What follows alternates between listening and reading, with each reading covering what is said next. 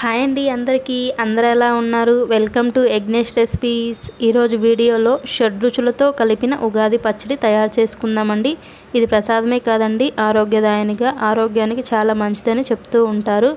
ముందుగా నేను దాంట్లోకి చింతపండు ఒక అరగంట ముందు నానబెట్టుకొని దాని గుజ్జును తీసుకున్నానండి నేను. తర్వాత వచ్చేసి మామిడి ముక్కలండి, తర్వాత బెల్లం అండి, తర్వాత ఉప్పు, కల్లుప్పు తీసుకున్నాను నేను. తర్వాత వచ్చేసరికి మిరియాల పొడి, తర్వాత వేపపూత అండి. చింతపండు వచ్చేసి పులుపు కోసం తీసుకున్నానండి, జీర్ణశక్తిని పెంచుతుంది చింతపండు తినటం వల్ల.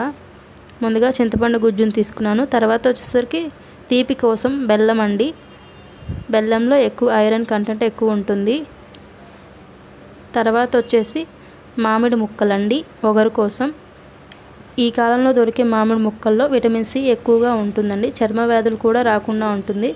తర్వాత వచ్చేసి చేదు కింద వేపపూత తీసుకున్నానండి. వేపపూతలో రక్తాన్ని శుద్ధి చేస్తుందండి. తర్వాత ఉప్పు అండి.